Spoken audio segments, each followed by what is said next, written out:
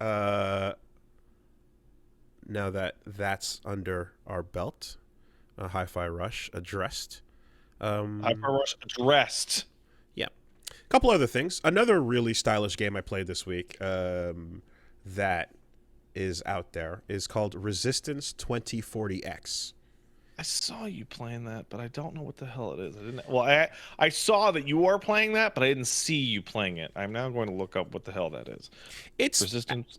So the footage I saw, it was one of these games that popped up on Reddit in the form of like a little video of an upcoming indie fighting game, and I'm always paying attention to that stuff. And I was like, oh, what's going on? And I saw someone get hit, and it said like cross up, and then I saw someone get hit again, and it was like hit confirm, and I was like, oh, that's cool. It's telling you the thing that you're getting hit by and how and why. That's dope. What's actually happening though? And then I saw like some platforms and stuff, and I was like, okay, we doing a platform fighter? What exactly is going on here? So you pop it in. It gives you this really depressing intro about, I think it's Romania in the future under what is essentially, it looked kind of like, it was basically a Ready Player One style setting where it's like like something like censored corp. I think it's like corp runs the world, and then they have a big fighting tournament, and everything is depressing. And your protagonist is this girl with a VR headset on that's just sitting on the ground in a gray ass apartment. You're practically waiting to see the drool hanging out of her mouth.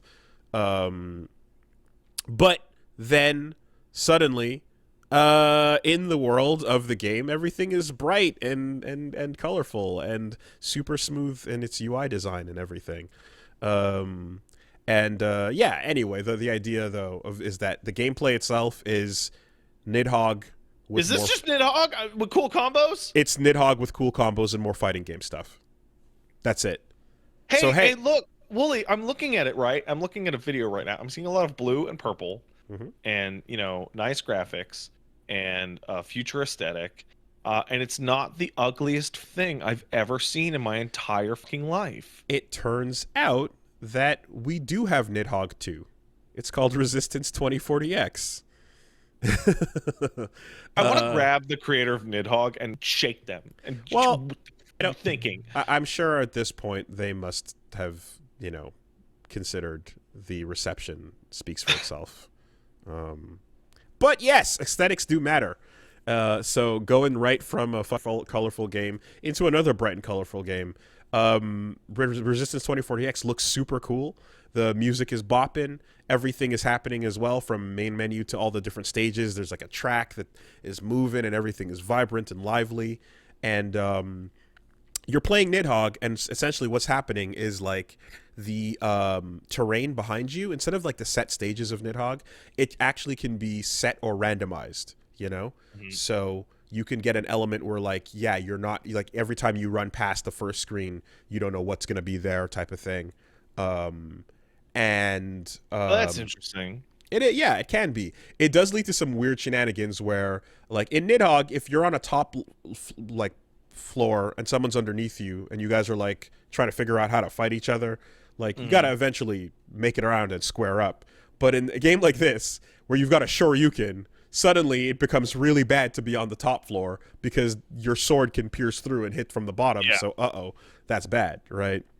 But yeah, imagine if you took Nidhogg and instead of having high, mid, low stances with the different footsies you play, you've got a light attack, you've got a heavy, you've got a Shoryuken, you've got a heavy Shoryuken, you've got an air dash, and then you've got like a cross up dashing slash, and you've got like a sonic boom as well. So like it kind of lets you engage in a bit more of a hyper experience while having that little, the screen is locked, whoever kills first gets to run past, Hmm. And it makes perfect sense because a Nidhogg is it's a perfect like con floor game to play.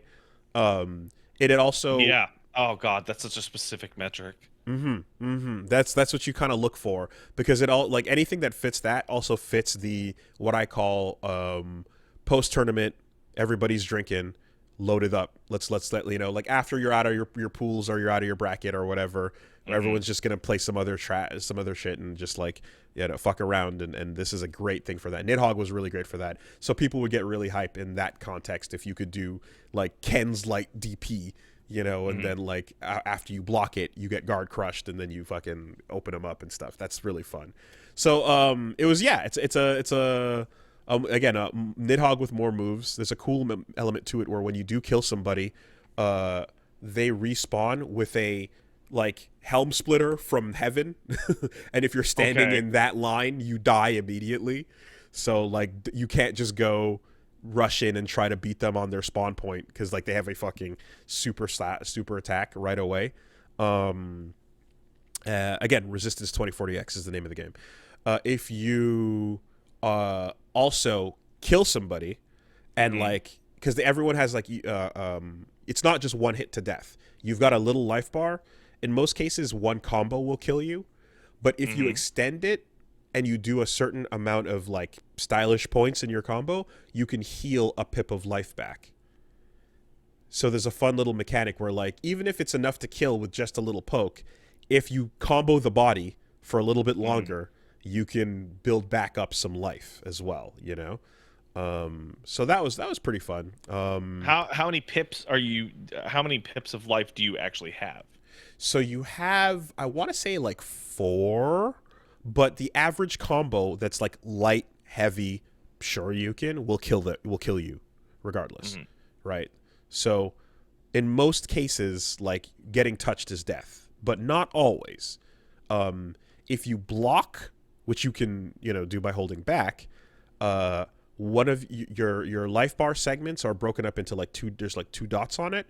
And like you can basically block 3 times before that life bar pip disappears, So yeah, it's the the kind of fun and charm of like a Nidhogg hype battle that can go back and forth because every time you die, it makes your respawn take longer.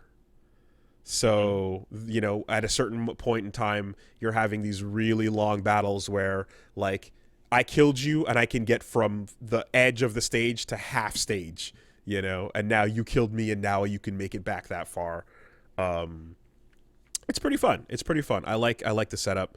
And then of course, because this is the era, you can do Twitch integration and it leans super far in on that goofy shit where you can basically hook it up to your stream and allow people to vote with commands over what they want to happen in the game. And every 1 minute, a random effect will fuck up your game. And it can be everything. 1 minute. You can set that to be... That's really fast. You can set it to be whatever you want. You can set it to be faster, like every couple seconds, or you can set it to be every 5 minutes or so. Like, you can do whatever. But, like, the options are basically people can vote to give you as mild as everyone has a triple jump to everyone's invisible. Oh, come on.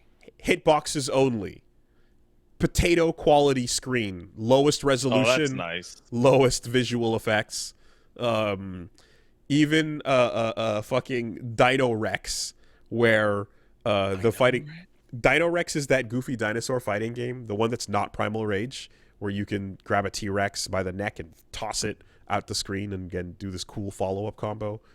And then there's humans on the bottom. It's one of the games we played a long time ago. That was like one of the obscure fighters that was a goof. And then I've played Dino Rex? You sure have. And it became a meme later because people recently rediscovered it. But we've been on that shit because I do my homework. I don't know about Dino Rex. As a barrel connoisseur, it's always funny to be like, oh yeah, this new meme, been on that shit. But Dino Rex is hilarity. And you turn into dinosaurs. You do dino confirms and dino combos. They're great. Yeah, that sounds so stupid. That it's sounds great. like it's great. It would burn in my soul forever. And the sprite of the dinosaur in Resistance 2040X is like it's a single sprite that's just bouncing up and down, like sprinting in like a South Park kind of way. Like it's hilarious, like or Paper Mario almost. It's really good. Yeah. So if you want a better Nidhogg experience than Nidhogg 2, that has a different flavor to it with a more like the Marvel to Nidhogg's Street Fighter. Check out Resistance 2040X. It's pretty sick.